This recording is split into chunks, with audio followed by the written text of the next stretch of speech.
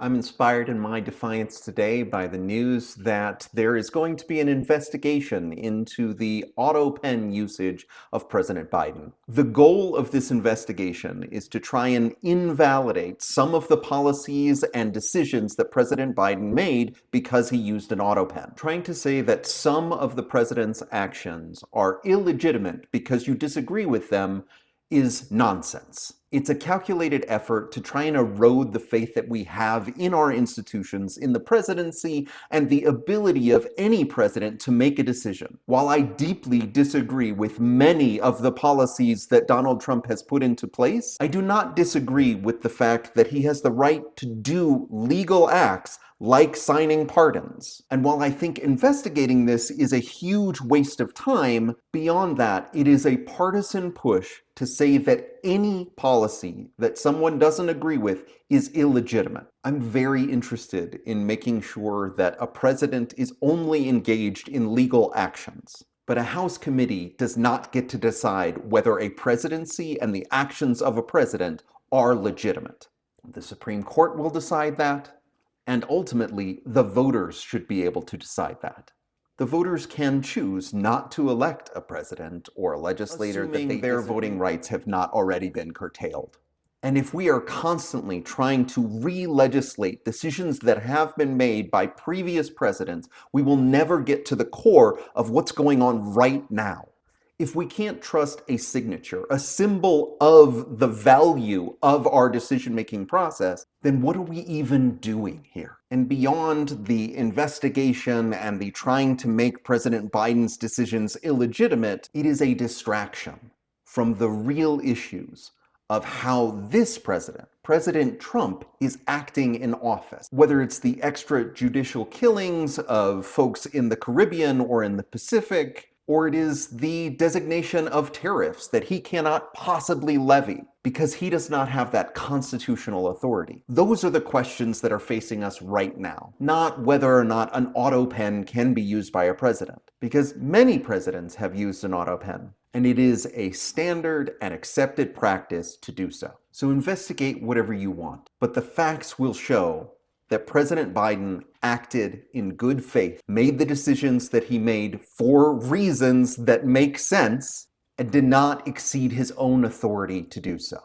I'm also inspired today by the fact that a former Intel CEO is trying to inject his Christian faith into both AI and the Silicon Valley ecosystem. The idea that we should be using AI to hasten the second coming of Jesus Christ is really hard to swallow. The value of faith communities is ever present in our society, connecting people to one another, connecting people to belief. But when it comes to warping the worldview, and especially injecting that worldview into technology that other people are actively using, and perhaps are even forced to use, that's when it gets pretty dystopian for me. All AI and large language models are based upon a set of guidelines, of guardrails, of rules for how the AI has to act. And when you change those rules, when you force the AI to believe in things that cannot be proven, you are creating not just an echo chamber,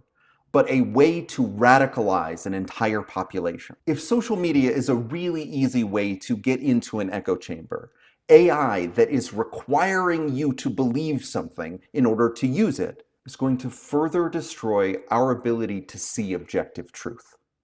If someone is genuinely questioning their faith, their beliefs, they should turn to a trusted partner, a community member, a religious leader that will help them through that process. And when you're automating that work and saying that the AI's job is to do that work, you are taking away the human function of religion, which is to join people together in community. There is no singular vision of Christian principles. So there can be no singular AI that will have all of the answers that you might want. In our discussions of fascism, of totalitarianism, of Christian nationalism, we are going to need nuance, and we are going to need humans to debate it. We do not need AI to force belief. We believe things because we see their value, and I see very little value in the idea that AI is going to help us to become more connected. And finally, I'm actually inspired today by the fact that it's looking more and more likely that we will have a Democratic Socialist as mayor of New York City.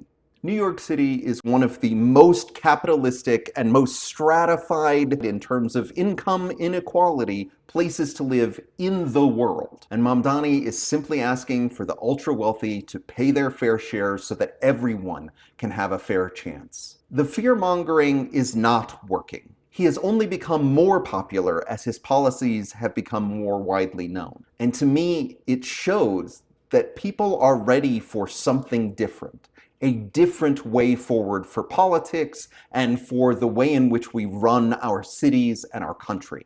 And while I don't know that Mamdani is going to become the unifying factor for the entire Democratic Party, he also isn't only interested in everyone agreeing with him on every part of his policy platform. He is saying billionaires should not exist. He is saying that everyone should have access to healthcare, education, public transportation even. And he is saying that care and kindness matter. I do think there are legitimate policy differences between Mamdani and other Democrats. I think there are legitimate policy differences between Mamdani and Republicans. But he is a serious person and politician, and he believes that there are better solutions than simply giving up. And if I'm going to trust anyone to build institutions that will work for everyone, it's going to be someone who actually cares for others. I live in New York, but I am hopeful that when it comes time to vote for someone in Denver, when it comes time for our next senators and our next president, that I will get to vote for someone like Mamdani, who can unite people behind a simple set of ideas that show care for others and help to build back trust in our institutions.